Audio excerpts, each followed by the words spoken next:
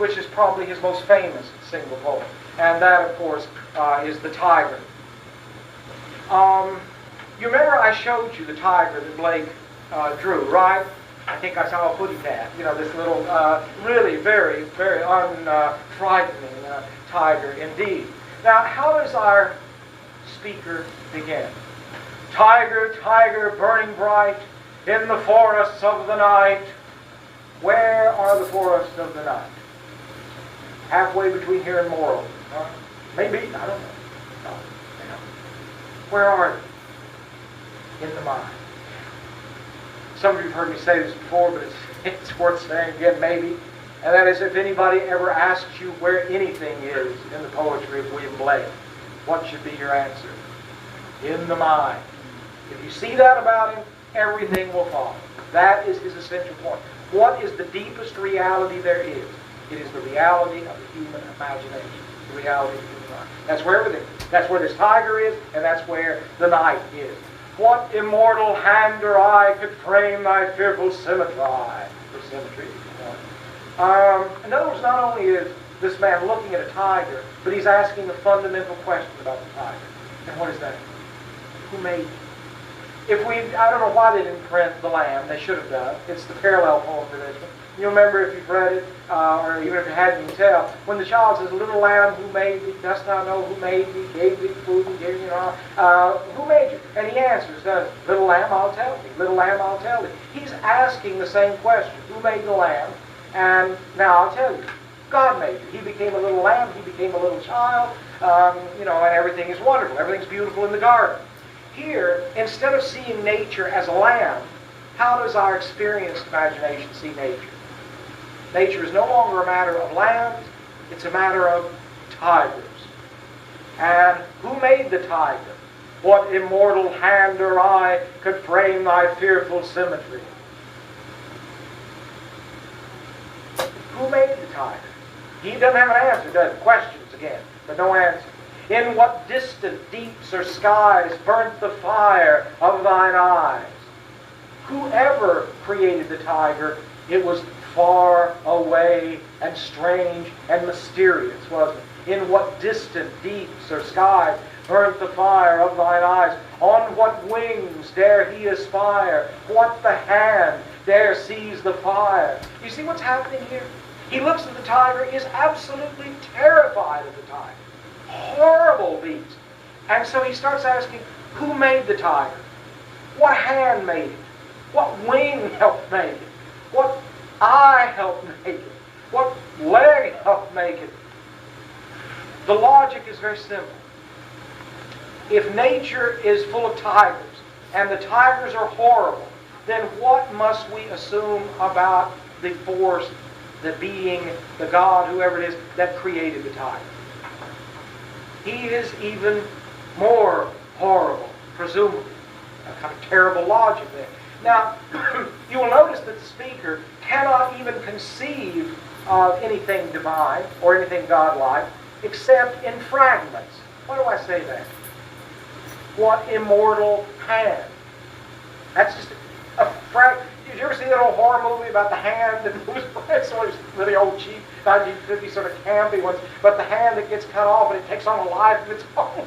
Well, that's sort of what we have here. What immortal hand? Or eye? In other words, when he conceives of God or the divine or the spiritual, can he conceive of it in anything like a healthy, whole way? Like a living spirit? No, it's bits and pieces, parts is parts, right? Of this horrible monster that creates other monsters. And he goes on, he says, and what shoulder? See, there it is again, another of this sort of anatomical pieces of this horrifying God who created the tiger. And what art can twist the sinews of thy heart? And when thy heart began to beat, what dread hand and what dread feet? It's almost like Frankenstein, isn't it? It lives, as if, the old Frankenstein movie, when the Frankenstein monster begins to, it's hard to beat and all the rest.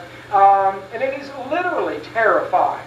He's thinking about it, and he can't imagine it except as a horrifying sort of birth of, if you know William Butler Yeats' great poetry, you will remember his Second Coming, in which he wonders what rough beast, its hour come round at last, slouches toward Bethlehem, ready to be born. And you remember that the indignant desert birds are, the image is one of horror, isn't it? It really is. And the same thing here.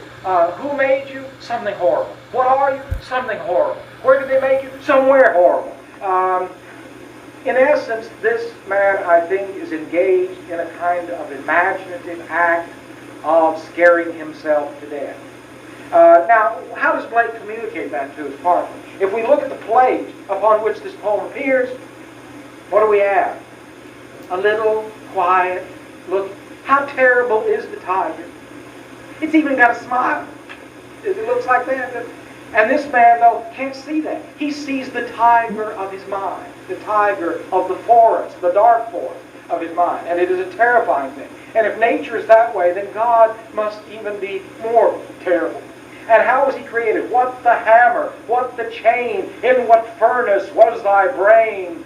Not only is God broken up into pieces, but what does the act of creation, of the creation of nature become? What does that sound like to you?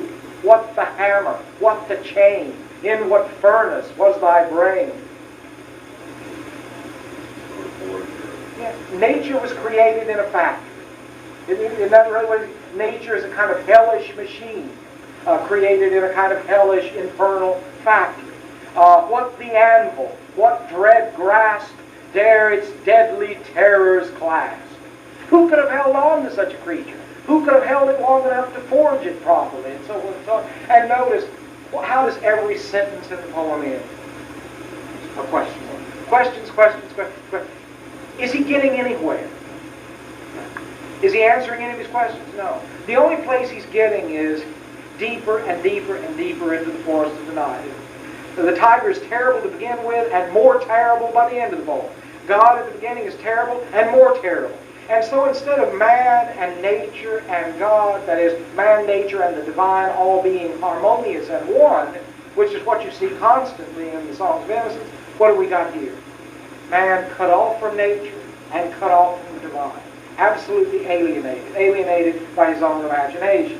He says, when the stars threw down their spears and watered heaven with their tears. In other words, even the stars in the heaven reacted how when they saw this horrible thing being created? They were afraid of it, weren't they? They almost attacked. They threw down spears. You don't know whether they threw down their spears to try to kill the tiger before he could get going, because they were so horrified, or whether they just felt like we might as well give up and throw down our spears if anything this terrible is going to be created. It doesn't really matter. But in some sense, harmony between the elements of nature has been destroyed. When the stars threw down their spears and watered heaven with their tears, did he smile his work to see? Did he who make the lamb make thee? It's a purely rhetorical question. He doesn't believe for 1 minute that the God who made the tiger could make the lamb. In fact, what he wants to know is what kind of God could have created this horrible thing? Did he smile his work to see? If so, and I think he thinks if he did, what kind of God would he be? What kind of sadistic, horrible God? You know, there is a God and he has an evil streak. Or there maybe he's pure evil. He has gotten himself to that point of view. What is the true answer to the question, did he who make the lamb make thee? Yes. Well, God made lambs and tigers. He made reason and imagination. He made feeling and analysis. He made form and content. He made life and death. And if you can accept both of those, just as if you can accept innocence and experience, what might you eventually rise to? Organized innocence.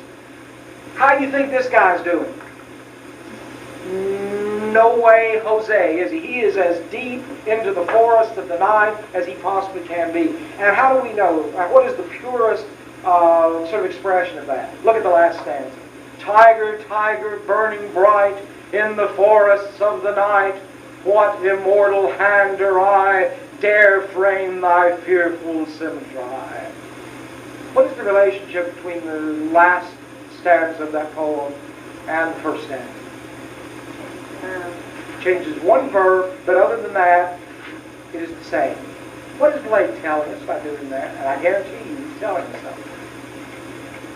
Where has this speaker gotten to? nowhere. He has gone in a terrible circle and is right back where he was, except for one thing. You're quite right. He changes one verb, and that change is very significant. See, there is proof positive. Every important poet, every great writer thinks about what every word means. And here, it starts out, what immortal hand or eye could frame thy fearful symmetry. That's a fairly neutral verb, isn't it? No auxiliary verb. Could. Who could have done it? I was amused by Dennis Rodman's response when he was questioned in the discussions after the Bulls' latest victory over the Utah Jazz. And, he made several, if you watch basketball, he made several free throws at the end of the game, and he's not notable for making free throws. And they asked him, how did you make 5 out of 6 there at the crucial point in the game? And most anybody else would have said, well, I'm very fortunate to have been lucky, and something like that. Dennis Rodman, if you know him, is not the sort of person who's going to give a conventional response. He got this sort of completely bewildered look on his face, and he said, who knew? You gotta love him crazy. Who knew? It's sort of like, I don't know. I don't know where it came. Who could have supposed? Who could have guessed? Well, this is sort of like that. Who could have done it? It's sort of neutral. I don't know. Who could have done it? But by the time he gets to the end of the poem, what? Who could dare to do it? What immortal hand or eye dare frame thy fearful symmetry? What's the difference between could and dare to? Yes, it's like, how could he have done such a thing? And also, at this point, he is saying that not just who could have done it, but given the horrors of the Tyger, what horrible being could have had the chutzpah, the gall, the horrible, sort of satanic energy to have created this thing. And it becomes, as you say, a kind of accusation and also much more fearful. Who could have dared to do such a thing? In other words, if he's frightened at the beginning of the poem, what is he at the end? More frightened. That's the only thing he's been able to achieve. Has he heard the voice of the bard calling the lapsed soul? Is he ever going to be able to do away with the darkness and call back the light? Well, it ain't looking good, is it? And yet, what a powerful poem. I mean, almost primordially powerful. We may not, I remember reading this when I was really just a kid, I guess 8 or 9. And I had no clue what was going on. I really didn't. And in a way, the only way you can understand it is to put it alongside Blake's other work and sort of see how it fits in. But, and I hope, what I've just said amounts to, I think, a fairly serious and fairly honest account of what most scholars of Blake would say today, and I think that's right. I think they're right about that. But if you don't love a poem like this primarily for its kind of magical, incantatory power, quite apart from what it symbolically means, just the music of it. Tyger, Tyger, burning bright in the forest of the night, what immortal hand or eye could frame thy fearful symmetry. It's in the expression. It's in the power of the language. The daring images like, and when the stars threw down their spears and watered heaven with their tears, did he smile his work to see? Did he who made the lamb make thee? There is a kind of daring, a kind of immediacy, a kind of sharpness, a kind of unforgettable vividness and plainness in those words that really marks Blake as a very special kind of poet. Next time we will spend just a couple minutes wrapping up Blake, but we will get on, of course, in a serious way to Wordsworth. And I will basically spend most of next week, if not all of next week, on Wordsworth. He's obviously going to be one of my major exhibits. You'll notice on your syllabus that I ask you to read pages 48, it starts on, to page 92. So it's a pretty healthy selection there. But I planned it so we'd hit it over a weekend so you'd have a little bit more time. Try to give it as much attention as you possibly can. What we're looking at there are mostly the poems that appeared in Wordsworth's first groundbreaking major book, which of course you identified for me correctly the first day as lyrical ballads, right? And what we're looking at is the poems from Wordsworth's lyrical ballads of 1798 and 1800. And so we'll be venturing on to another phase of romanticism at that point. See you then. And I'll